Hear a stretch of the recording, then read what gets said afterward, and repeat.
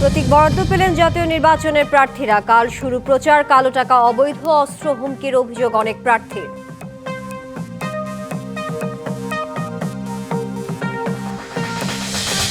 এই মুহূর্তে যে পরিস্থিতি ও প্রস্তুতি, তাতে একটি সুন্দর নির্বাচন সম্ভব জানালেন প্রধান উপদেষ্টা। ভবিষ্যতের জন্য আদর্শ তৈরি করবে এবারের ভোট।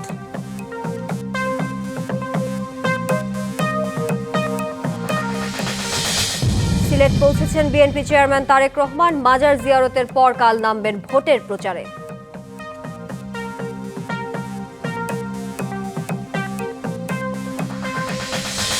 মব ভায়োলেন্স করে জনমত প্রভাবিত করার দিন শেষ। ফ্যাসিবাদের মতো করে নির্বাচনের পরিবেশ তৈরি করলে সমুচিত জবাব দেওয়ার হুঁশিয়ারি জামায়াতের।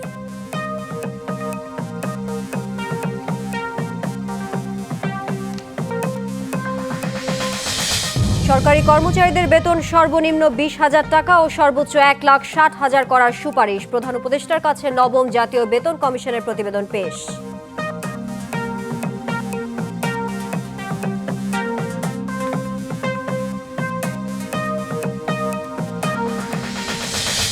এবং ভারতে টি-20 খেলার সিদ্ধান্ত নিতে বাংলাদেশকে একদিনের সময় বেঁধে দিল আইসিসি। অন্যথায় অন্তর্ভুক্ত করা হবে বিকল্প দেশ। ত্রয়োদশ জাতীয় সংসদ নির্বাচনে প্রতীক পেলেন প্রার্থীরা। পাবনা 1 ও 2 আসন বাদে 298 আসনে 1,967 জন প্রার্থী চূড়ান্ত হয়েছে। এবার কাল থেকে শুরু হবে ভোটের প্রচার যুদ্ধ। ঢাকা জেলার 5টি আসনে নির্বাচনে কালো টাকার দৌরাত্ম্য, অবৈধ অস্ত্র, হুমকির অভিযোগ করেছেন জামায়াত সহ স্বতন্ত্র প্রার্থীরা। বিএনপি বলছে, আচরণবিধি লঙ্ঘন সহ সব অভিযোগ খতিয়ে দেখার কাজ নির্বাচন কমিশনের। ত্রয়োদশ জাতীয় সংসদ নির্বাচনে মনোনয়ন যাচাই, আপিল নিষ্পত্তি সহ অন্যান্য কার্যক্রম শেষে এবার দেয়া হলো প্রার্থীদের প্রতীক। দলীয় ও স্বতন্ত্র মিলিয়ে এ নির্বাচনে লড়ছেন প্রায় 2,000 প্রার্থী। প্রতিদ্বন্দ্বী প্রার্থীদের নিয়ে বুধবার মতবিনিময় সভার আয়োজন করেন ঢাকা জেলা রিটার্নিং কর্মকর্তা। এতে যোগ দেন ঢাকা জেলার 5টি আসনের প্রার্থীরা। এ সময় নেতাকর্মীদের বাড়িতে গিয়ে হুমকি দেওয়া হচ্ছে বলে অভিযোগ করেন জামায়াত সহ স্বতন্ত্র প্রার্থীরা। দাবি তুলেন অবৈধ অস্ত্র উদ্ধারের। আমিও বিভিন্ন থ্রেড পাচ্ছি। 2 জন কিলার নির্বাচনে কোনো প্রতিশ্রুতি নিয়ে আমি আসিনি। আমার কোনো প্রতিশ্রুতি নেই। আমি শুধুমাত্র বাস্তবায়নে বিশ্বাসী এবং এই নির্বাচনী প্রচারণা হতে শুরু করে যতদিন পর্যন্ত আল্লাহ যদি চায় আমাকে সংসদে রাখা হয়, সব সময় আপনারা ভিজিবল চেঞ্জ দেখতে পাবেন। নির্বাচন বিরোধী বা লঙ্ঘন এমন কোনো কাজই করি না, এই পর্যন্ত আমরা করি না। আমরা শান্তিপ্রিয় দল, আমরা শান্তিতে বিশ্বাস করি। নির্বাচনটা শান্তিপূর্ণ হবে, এটাই আমরা চাই। তবে নির্বাচনে আচরণবিধি লঙ্ঘন সহ সব অভিযোগ খতিয়ে দেখার দায়িত্ব ইসির বলে মনে করে বিএনপি।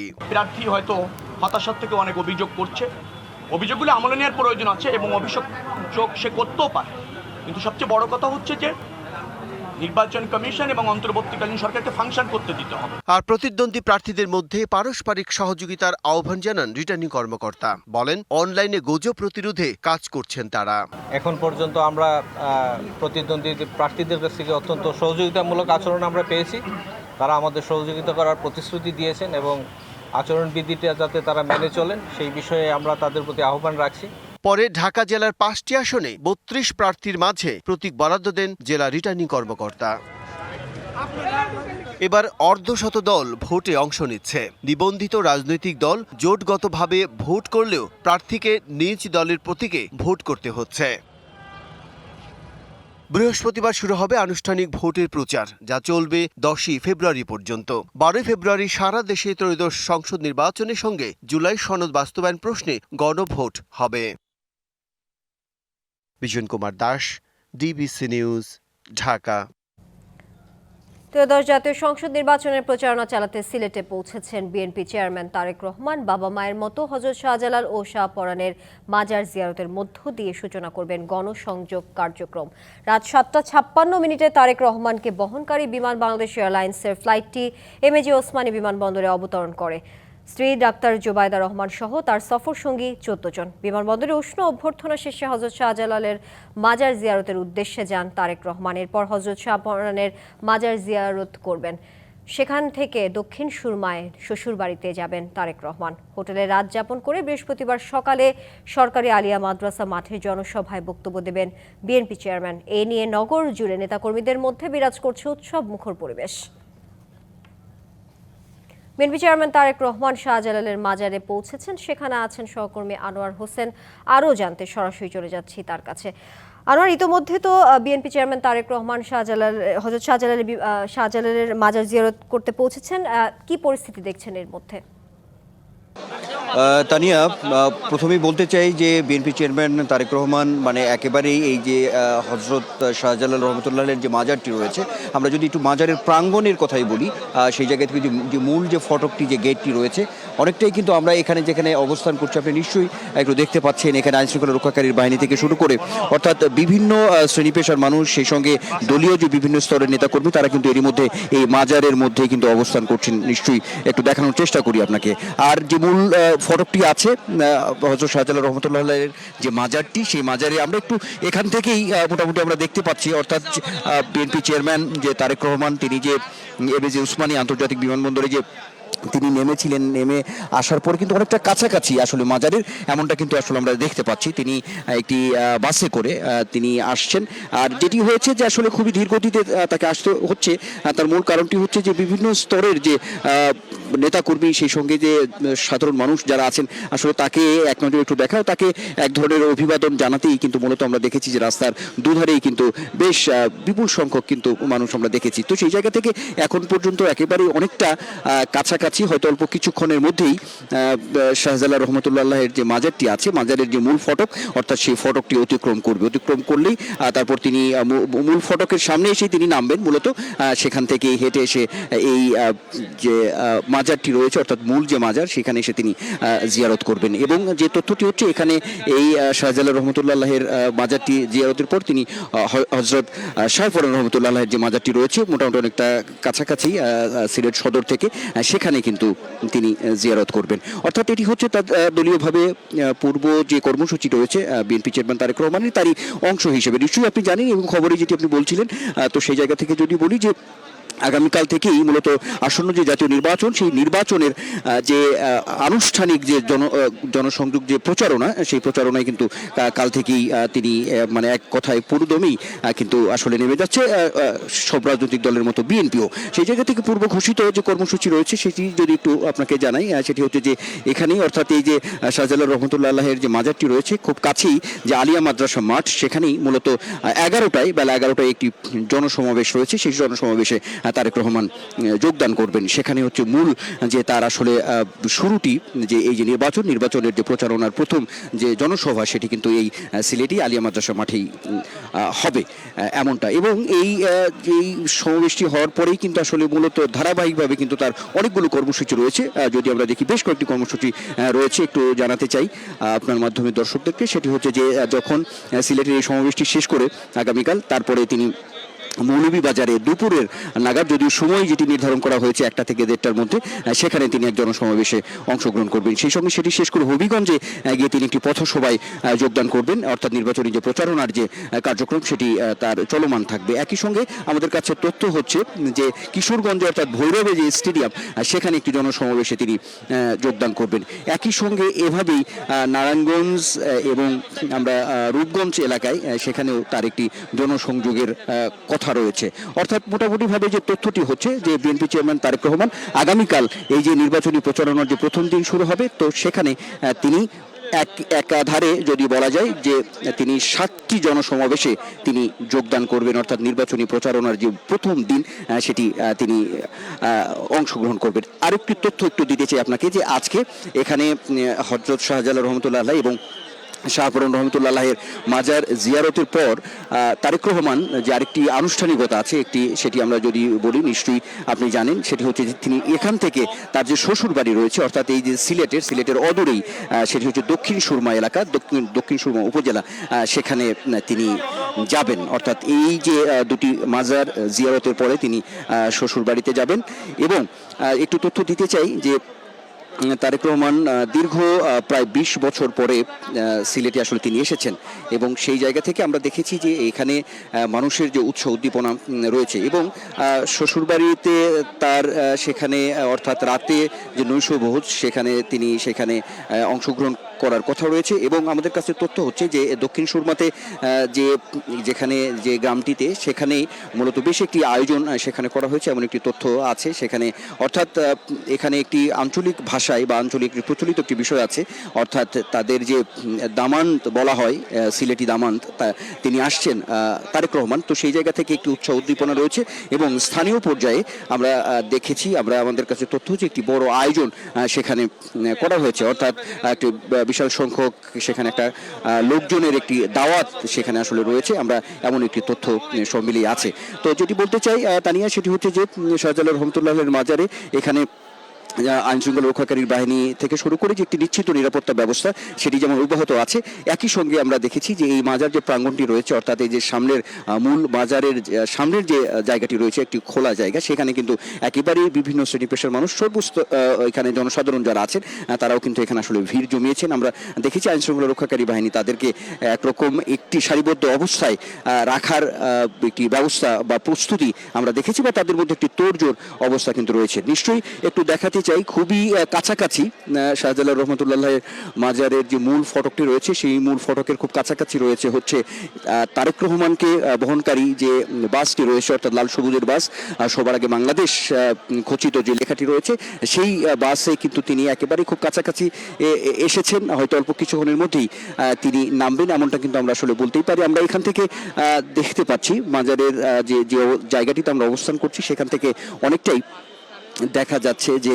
তারেক রহমান হাত উঁচিয়ে আসলে শুভেচ্ছা জানাচ্ছেন আশেপাশে যারা আছেন বিভিন্ন শ্রেণী পেশার মানুষ সেই সঙ্গে দলের যে বিভিন্ন স্তরের নেতাকর্মী যারা আছেন তাদেরকেও তিনি শুভেচ্ছা জানাচ্ছেন এবং আশেপাশে যে লোকজন আছেন তারা আসলে তারেক রহমানকে অভিবাদন জানাচ্ছেন এমন একটি দৃশ্য আমরা কিন্তু এখান থেকে অনেকটাই সে দেখতে পাচ্ছি এখন পর্যন্ত তো যদি একটু বলি সেটি বলতে হয় তানিয়া যে তারেক রহমানের আসলে এই যে দীর্ঘ প্রায় 17 বছরের যে নির্বাসিত জীবন সেই জীবন শেষে তিনি গত 25শে ডিসেম্বর তিনি তার স্বদেশ প্রত্যাবর্তন আসলে ঘটেছে তো সেই জায়গা থেকে দলের এখন চেয়ারম্যানের দায়িত্ব তিনি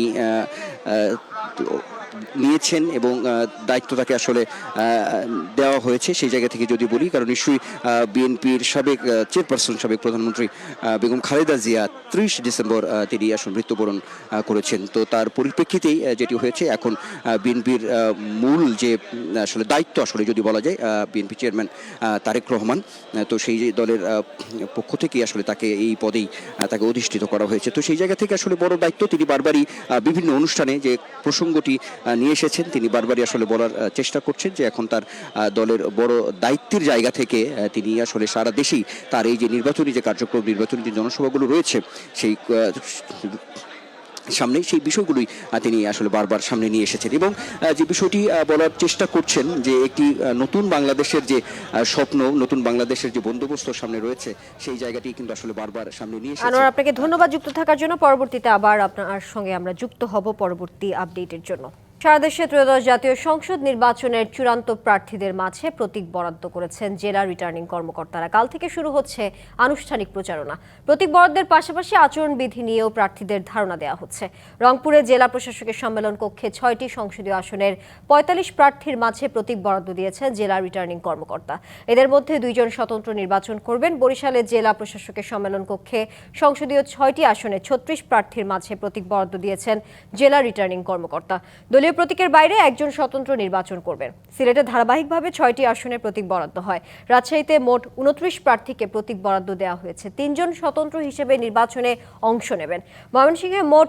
11টি আসনে 67 জনকে প্রতীক বরাদ্দ দেওয়া হয়েছে এর মধ্যে 9 জন স্বতন্ত্র নির্বাচন করবেন খুলনার 6টি আসনের 38 জন প্রার্থী নির্বাচনী প্রতীক বরাদ্দ রিটার্নিং কর্মকর্তার জনাব তারেক রহমান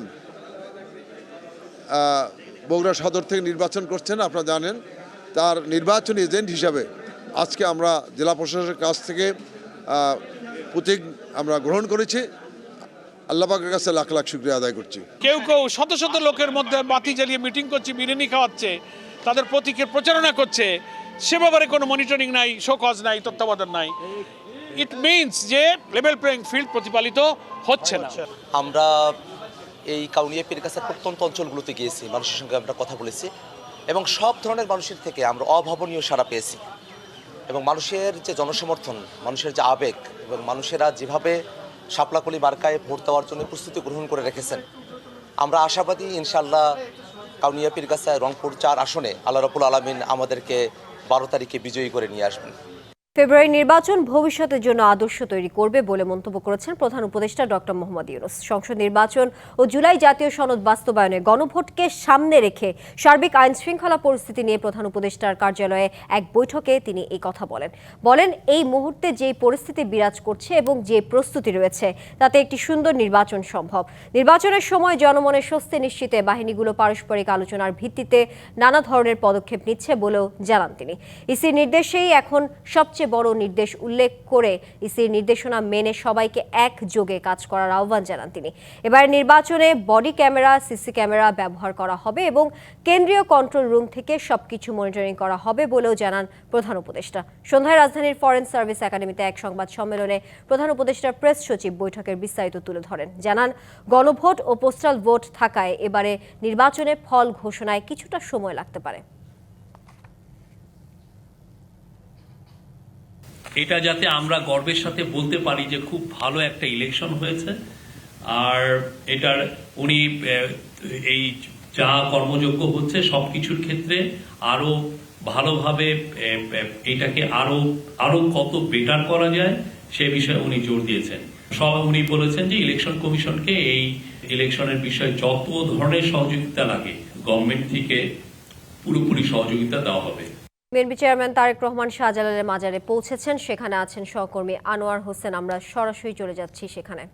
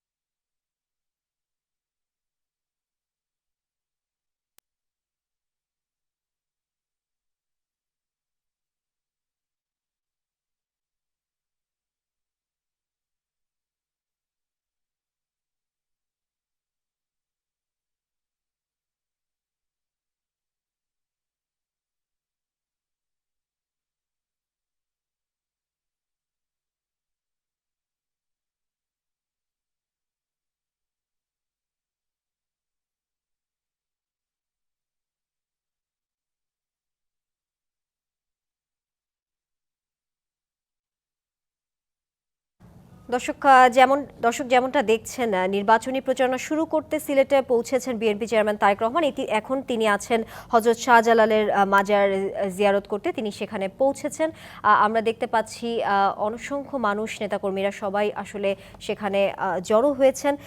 এরপরে তিনি যাবেন হযরত শাহপরানের মাজার জিয়ারতের মাধ্যমে। আপনাদেরকে একটু বলে রাখি, বাবা মায়ের মতো হযরত শাহজালাল ও শাহপরানের মাজার জিয়ারতের মাধ্যমে তিনি শুরু করবেন গণসংযোগ। আর স্থানীয় নেতারা এই বিষয়ে বলেছেন সিলেটের ইতিহাসের সবচেয়ে বড় নির্বাচনী সমাবেশ আয়োজনে তারা প্রস্তুত। অর্থাৎ আজকে হযরত শাহজালাল এবং শাহপরানের মাজার জিয়ারতের পর আগামীকাল থেকে তিনি প্রচারণায় যুক্ত হবেন এবং ইতিমধ্যে আমরা দেখছি সবাই দোয়া মোনাজাত করছেন হযরত শাহজালালের মাজার জিয়ারত করার সময়।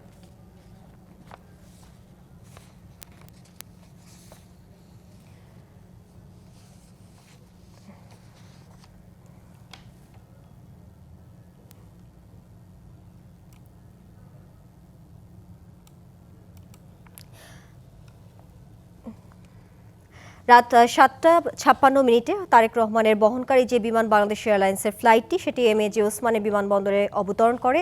স্ত্রী ডাক্তার জুবাইদা রহমান সহ তার সফর সঙ্গী রয়েছেন 14 জন। বিমানবন্দরে উষ্ণ অভ্যর্থনা শেষেই তিনি আসলে হযরত শাহজালালের মাজার জিয়ারতের উদ্দেশ্যে রওনা দেওয়ার পরে তিনি এই মুহূর্তে অবস্থান করছেন সেখানে।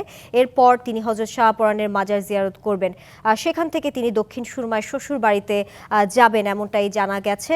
হোটেলে রাত যাপন করে বৃহস্পতিবার সকাল থেকে শুরু হবে যে আনুষ্ঠানিক প্রচারণা শুরু হওয়ার কথা প্রার্থীদের, সেখানে তিনি যোগ দিবেন। এই বিষয়টি নিয়ে আসলে সিলেটের সাধারণ মানুষদের মাঝেও আমরা উৎসবমুখর পরিবেশ বিরাজ করছে সেটিও আমরা দেখতে পেয়েছি, কারণ তারা বলছেন, সিলেটের স্থানীয় নেতারাও বলছেন, সেখানকার সাধারণ মানুষও বলছেন সিলেটের ইতিহাসে এটি সবচেয়ে বড় নির্বাচনী সমাবেশ হতে যাচ্ছে, সেই আয়োজনে তারা প্রস্তুত রয়েছেন। ইতিমধ্যে আমরা যেমনটা টিভি স্ক্রিনেও আপনাদেরকে দেখানোর চেষ্টা করছি, হযরত শাহজালালের মাজার জিয়ারতে বিএনপি চেয়ারম্যান তারেক রহমান দোয়া মোনাজাত করছেন। সেখানে স্থানীয় নেতাকর্মীরা এবং অঙ্গ সংগঠনের যারা আছেন, সমর্থকরাও আছেন, তারা সবাই সেখানে জড়ো হয়েছেন। এই মুহূর্তে তারা মোনাজাত করছেন।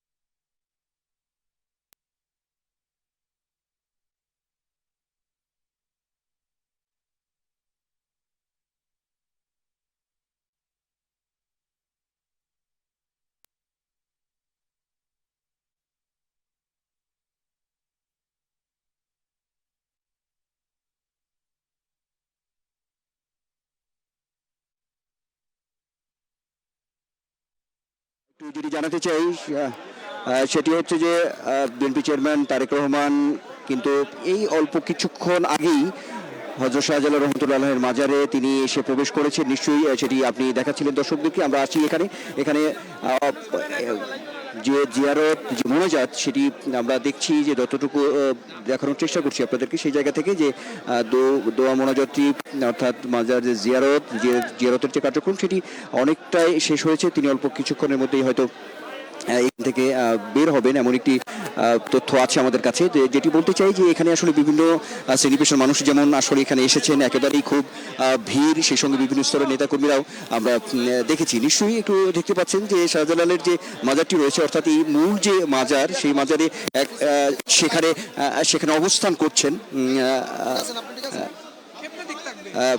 বিএনপি চেয়ারম্যান তারেক রহমান সহ যে নেতাকর্মী আছে, বিশেষ করে সিলেটের স্থানীয় যে নেতাকর্মী যারা আছেন, তারা এখানে অবস্থান করছেন। একই সঙ্গে একটি বিষয় জানিয়ে রাখি, সেটি হচ্ছে যে এই শাহজালাল রহমতুল্লাহের মাজার জিয়ারত শেষে তিনি শাহপরান রহমতুল্লাহের মাজারে যাবেন, সেখানে মাজার জিয়ারত করবেন। এবং যে বিষয়টি রয়েছে, আরেকটি বিশেষ একটি আনুষ্ঠানিকতা রয়েছে বিএনপি চেয়ারম্যান তারেক রহমানের, সেটি হচ্ছে যে তিনি এই দুটি মাজার জিয়ারতের পরে যে সিলেট শহর থেকে অদূরেই যে দক্ষিণ সুরমা যে উপজেলা, সেখানে তার শ্বশুরবাড়ি, সেই শ্বশুরবাড়িতে তিনি যাবেন। একটু জানিয়ে রাখি যে তিনি আসলে এক কথায় যে দীর্ঘ 17 বছরের যে নির্বাসিত জীবন শেষে বাংলাদেশে এসেছেন, তো তারপরে যদি বলা যায় যে প্রায় 2 দশক পরে তিনি আসলে সিলেটে তিনি আসলেন। এবং সেই জায়গা থেকে যদি বলি, কিছু তথ্য আছে যে 2005 সালে যখন ইউনিয়ন পর্যায়ের যে তৃণমূলের নেতাদের সঙ্গে মতবিনিময় সভা করেছিলেন তারেক রহমান, তখন তিনি দলের সিনিয়র যুগ্ম মহাসচিব ছিলেন। তো সেই সুবাদে সিলেটে তিনি এসেছিলেন। তারপরে আসলে দীর্ঘ 2 দশক পরে তিনি সিলেটে আসলেন, এটি একটি বিষয় আছে। আর শ্বশুর বাড়িতে যে প্রায় 20-21 বছর পরে তার আসলে যাওয়া, এটিও একটি তথ্য আছে যে তিনি দীর্ঘ প্রায় 20-21 বছর পরে এই সিলেটে তার শ্বশুরালয়ে তিনি যাবেন। তো সেই জায়গা থেকেও এখানে আমরা দেখেছি মানুষের মধ্যে একটি উৎসাহ উদ্দীপনা আছে। বিএনপি চেয়ারম্যান তার যে নির্বাচনী প্রচারণা, অর্থাৎ আগামীকাল থেকেই যে নির্বাচনী প্রচারণাটা শুরু করবেন, সেটি যেমন কর্মসূচি ছিল আগে থেকেই দলের পক্ষ থেকে, ঠিক তেমনিভাবে এখানকার যে স্থানীয়জন যারা আছেন, স্থানীয় মানুষজন যারা আছেন, নেতাকর্মী থেকে শুরু করে সাধারণ মানুষের মধ্যেও একটি উৎসাহ উদ্দীপনা বিরাজ করছে। কারণ এটি বিশেষ কারণ হচ্ছে যে তারেক রহমান যেহেতু তার শ্বশুরালয় এই সিলেটে, তো সেই জায়গা থেকে এখানকার মানুষের মধ্যে একটি আলাদা উচ্ছ্বাস যেমন আছে, একটি আবেগের বিষয় রয়েছে, এমনটা আমরা দেখেছি। একটি আয়োজনও আছে এটা নিয়ে। দক্ষিণ সুরমাতে আমরা তথ্য হচ্ছে যে এখানে বিশেষ একটি আয়োজনের ব্যবস্থা রয়েছে। সেখানে বিভিন্ন মানুষজন, প্রায় 10-12 হাজার মানুষের একটি খানাপিনার ব্যবস্থা সেখানে। আনোয়ার, আপনাকে ধন্যবাদ যুক্ত থাকার জন্য। নতুন বেতন কাঠামোতে 20টি স্কেলে বেতন বাড়ানোর সুপারিশ করেছে নবম জাতীয় বেতন কমিশন। এতে সরকারি চাকরিজীবীদের সর্বনিম্ন মূল বেতন 20,000 টাকা এবং সর্বোচ্চ 1,60,000 টাকা করার সুপারিশ করা হয়। কমিশন নির্ধারিত সময়ের 3 সপ্তাহ আগেই বিকেলে রাষ্ট্রীয় অতিথি ভবন যমুনায় প্রধান উপদেষ্টা ডক্টর মোহাম্মদ ইউনূসের কাছে প্রতিবেদন পেশ করে 23 সদস্যের কমিশন। সুপারিশে সর্বনিম্ন বেতন স্কেল 8,250 থেকে বাড়িয়ে 20,000 টাকা আর সর্বোচ্চ বেতন স্কেল 78,000 টাকা থেকে বাড়িয়ে 1,60,000 টাকা করার সুপারিশ করা হয়। সারা দেশে ত্রয়োদশ জাতীয় সংসদ নির্বাচনের চূড়ান্ত প্রার্থীদের মাঝে প্রতীক বরাদ্দ করেছেন জেলা রিটার্নিং কর্মকর্তারা। কাল থেকে শুরু হচ্ছে আনুষ্ঠানিক প্রচারণা। প্রতীক বরাদ্দের পাশাপাশি আচরণবিধি নিয়েও প্রার্থীদের ধারণা দেওয়া হচ্ছে। রংপুরে জেলা প্রশাসকের সম্মেলন কক্ষে 6টি সংসদীয় আসনের 45 প্রার্থীর মাঝে প্রতীক বরাদ্দ দিয়েছেন জেলা রিটার্নিং কর্মকর্তা। এদের মধ্যে 2 জন স্বতন্ত্র নির্বাচন করবেন। বরিশালে জেলা প্রশাসকের সম্মেলন কক্ষে সংসদীয় 6টি আসনে 36 প্রার্থীর মাঝে প্রতীক বরাদ্দ দিয়েছেন জেলা রিটার্নিং কর্মকর্তা। প্রতীকের বাইরে একজন স্বতন্ত্র নির্বাচন করবেন। সিলেটে ধারাবাহিকভাবে 6টি আসনে প্রতীক বরাদ্দ হয়। রাজশাহীতে মোট 29 প্রার্থীকে প্রতীক বরাদ্দ দেওয়া হয়েছে। 3 জন স্বতন্ত্র হিসেবে নির্বাচনে অংশ নেবেন।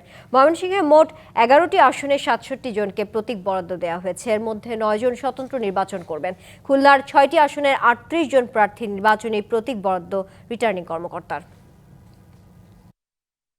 জনাব তারেক রহমান বগুড়া সদর থেকে নির্বাচন করছেন, আপনারা জানেন। তার নির্বাচনী এজেন্ট হিসাবে আজকে আমরা জেলা প্রশাসকের কাছ থেকে প্রতীক আমরা গ্রহণ করেছি। আল্লাহ পাকের কাছে লাখ লাখ শুকরিয়া আদায় করছি। কেউ কেউ শত শত লোকের মধ্যে বাতি জ্বালিয়ে মিটিং করছে, বিরিয়ানি খাওয়াচ্ছে, তাদের প্রতীকের প্রচারণা করছে। সে ব্যাপারে কোনো মনিটরিং নাই, শোকজ নাই, তত্ত্বাবধান নাই। ইট মিনস যে লেভেল প্লেইং ফিল্ড প্রতিপালিত হচ্ছে না। আমরা এই কাউনিয়া পীরগাছার প্রত্যন্ত অঞ্চলগুলোতে গিয়েছি, মানুষের সঙ্গে আমরা কথা বলেছি এবং সব ধরনের মানুষের থেকে আমরা অভাবনীয় সাড়া পেয়েছি। এবং মানুষের যে জনসমর্থন, মানুষের যে আবেগ এবং মানুষেরা যেভাবে শাপলাকলি মার্কায় ভোট দেওয়ার জন্য প্রস্তুতি গ্রহণ করে রেখেছেন, আমরা আশাবাদী ইনশাআল্লাহ কাউনিয়া পীরগাছায় রংপুর 4 আসনে আল্লাহ রাব্বুল আলামিন আমাদেরকে 12 তারিখে বিজয়ী করে নিয়ে আসবেন। ফেব্রুয়ারি নির্বাচন ভবিষ্যতের জন্য আদর্শ তৈরি করবে বলে মন্তব্য করেছেন প্রধান উপদেষ্টা ডক্টর মোহাম্মদ ইউনূস। সংসদ নির্বাচন ও জুলাই জাতীয় সনদ বাস্তবায়নে গণভোটকে সামনে রেখে সার্বিক আইন শৃঙ্খলা পরিস্থিতি নিয়ে প্রধান উপদেষ্টার কার্যালয়ে এক বৈঠকে তিনি এই কথা বলেন এই মুহূর্তে যে পরিস্থিতি বিরাজ করছে এবং যে প্রস্তুতি রয়েছে তাতে একটি সুন্দর নির্বাচন সম্ভব। নির্বাচনের সময় জনমনের স্বস্তি নিশ্চিতে বাহিনীগুলো পারস্পরিক আলোচনার ভিত্তিতে নানা ধরনের পদক্ষেপ নিচ্ছে বলেও জানান তিনি। ইসির নির্দেশেই এখন সবচেয়ে বড় নির্দেশ উল্লেখ করে ইসির নির্দেশনা মেনে সবাইকে একযোগে কাজ করার আহ্বান জানান তিনি। এবার নির্বাচনে বডি ক্যামেরা, সিসি ক্যামেরা ব্যবহার করা হবে এবং কেন্দ্রীয় কন্ট্রোল রুম থেকে সবকিছু মনিটরিং করা হবে বলেও জানান প্রধান উপদেষ্টা। সন্ধ্যায় রাজধানীর ফরেন সার্ভিস একাডেমিতে এক সংবাদ সম্মেলনে প্রধান উপদেষ্টার প্রেস সচিব বৈঠকের বিস্তারিত তুলে ধরেন। জানান গণভোট ও পোস্টাল ভোট থাকায় এবারে নির্বাচনে ফল ঘোষণায় কিছুটা সময় লাগতে পারে। এটা যাতে আমরা গর্বের সাথে বলতে পারি যে খুব ভালো একটা ইলেকশন হয়েছে। আর এটার উনি এই যা কর্মযোগ্য হচ্ছে সবকিছুর ক্ষেত্রে আরো ভালোভাবে এটাকে আরো কত বেটার করা যায় সে বিষয়ে উনি জোর দিয়েছেন। উনি বলেছেন যে ইলেকশন কমিশনকে এই ইলেকশনের বিষয়ে যত ধরনের সহযোগিতা লাগে গভর্নমেন্ট থেকে পুরোপুরি সহযোগিতা দেওয়া হবে। বিএনপি চেয়ারম্যান তারেক রহমান শাহজালালের মাজারে পৌঁছেছেন। সেখানে আছেন সহকর্মী আনোয়ার হোসেন। আমরা সরাসরি চলে যাচ্ছি সেখানে।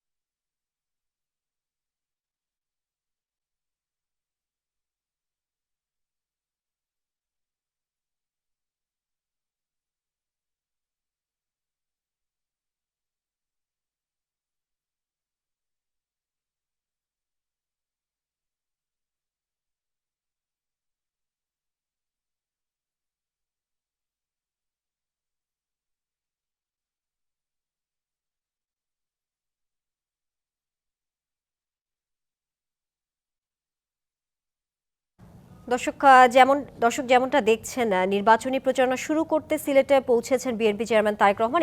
এখন তিনি আছেন হযরত শাহজালালের মাজার জিয়ারত করতে, তিনি সেখানে পৌঁছেছেন। আমরা দেখতে পাচ্ছি অসংখ্য মানুষ, নেতাকর্মীরা সবাই আসলে সেখানে জড়ো হয়েছেন।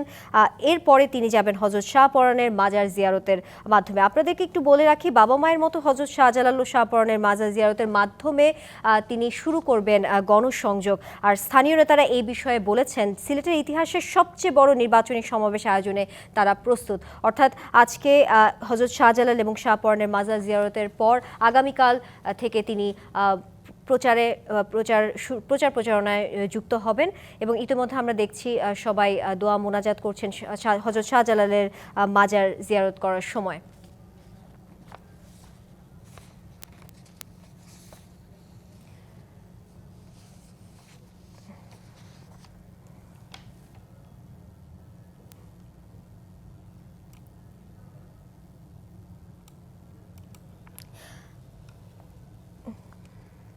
রাত 7:56 তারেক রহমানের বহনকারী যে বিমান বাংলাদেশ এয়ারলাইন্সের ফ্লাইটটি, সেটি এমএজে ওসমানী বিমানবন্দরে অবতরণ করে। স্ত্রী ডাক্তার জুবাইদা রহমান সহ তার সফর সঙ্গী রয়েছেন 14 জন।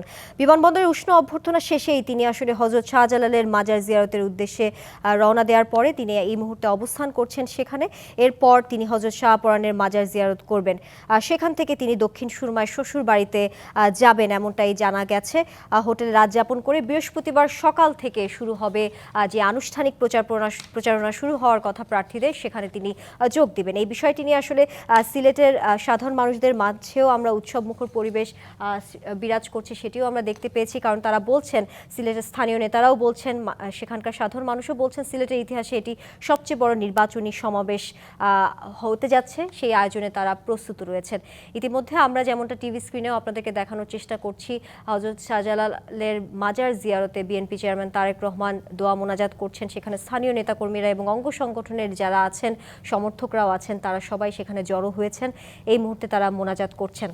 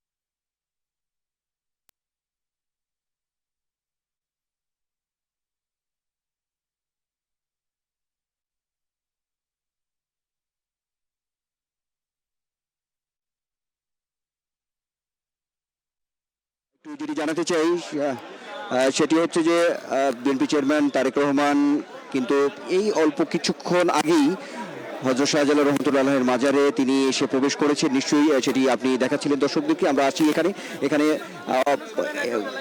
যে জিয়ারত, যে মোনাজাত, সেটি আমরা দেখছি যে যতটুকু দেখানোর চেষ্টা করছি আপনাদেরকে সেই জায়গা থেকে, যে দোয়া মোনাজাতটি অর্থাৎ মাজার যে জিয়ারতের যে কার্যক্রম সেটি অনেকটাই শেষ হয়েছে। তিনি অল্প কিছুক্ষণের মধ্যেই হয়তো এখান থেকে বের হবেন, এমন একটি তথ্য আছে আমাদের কাছে। যেটি বলতে চাই যে এখানে আসলে বিভিন্ন শ্রেণী পেশার মানুষ যেমন আসলে এখানে এসেছেন, একেবারেই খুব ভিড়, সেই সঙ্গে বিভিন্ন স্তরের নেতাকর্মীরাও আমরা দেখেছি। নিশ্চয়ই একটু দেখতে পাচ্ছেন যে শাহজালালের যে মাজারটি রয়েছে, অর্থাৎ এই মূল যে মাজার, সেই মাজারে সেখানে অবস্থান করছেন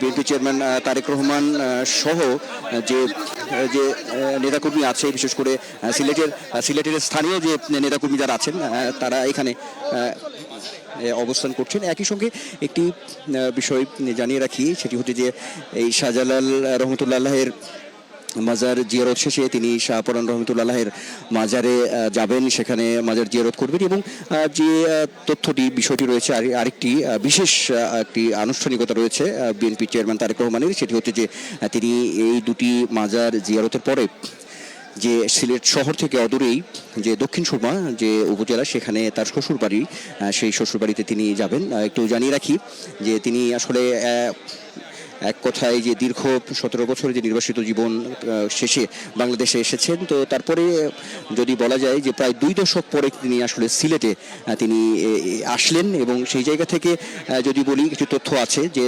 2005 সালে যখন ইউনিয়ন পর্যায়ের যে তৃণমূলের নেতাদের সঙ্গে মতবিনিময় সভা করেছিলেন তারেক রহমান, তখন তিনি দলের সিনিয়র যুগ্ম মহাসচিব ছিলেন। তো সেই সুবাদে সিলেটে তিনি এসেছিলেন। তারপরে আসলে দীর্ঘ 2 দশক পরে তিনি সিলেটে আসলেন। এটি একটি বিষয় আছে। আর শ্বশুরবাড়িতে যে প্রায় 20-21 বছর পরে তার আসলে যাওয়া, এটিও একটি তথ্য আছে যে তিনি দীর্ঘ প্রায় 20-21 বছর পরে এই সিলেটে তার শ্বশুরালয়ে তিনি যাবেন। তো সেই জায়গা থেকেও এখানে আমরা দেখেছি মানুষের মধ্যে একটি উৎসাহ উদ্দীপনা আছে। বিএনপি চেয়ারম্যান তার যে নির্বাচনী প্রচারণা, অর্থাৎ আগামীকাল থেকেই যে নির্বাচনী প্রচারণাটা শুরু করবেন, সেটি যেমন কর্মসূচি ছিল আগে থেকেই দলের পক্ষ থেকে, ঠিক তেমনিভাবে এখানকার যে স্থানীয়জন যারা আছেন, স্থানীয় মানুষজন যারা আছেন, নেতাকর্মী থেকে শুরু করে সাধারণ মানুষের মধ্যেও একটি উৎসাহ উদ্দীপনা বিরাজ করছে। কারণ একটি বিশেষ কারণ হচ্ছে যে তারেক রহমান যেহেতু তার শ্বশুরালয় এই সিলেটে, তো সেই জায়গা থেকে এখানকার মানুষের মধ্যে একটি আলাদা উচ্ছ্বাস যেমন আছে, একটি আবেগের বিষয় রয়েছে, এমনটা আমরা দেখেছি। একটি আয়োজনও আছে এটা নিয়ে। দক্ষিণ সুরমাতে আমরা তথ্য হচ্ছে যে এখানে বিশেষ একটি আয়োজনের ব্যবস্থা রয়েছে। সেখানে বিভিন্ন মানুষজন, প্রায় 10-12 হাজার মানুষের একটি খানাপিনার ব্যবস্থা সেখানে।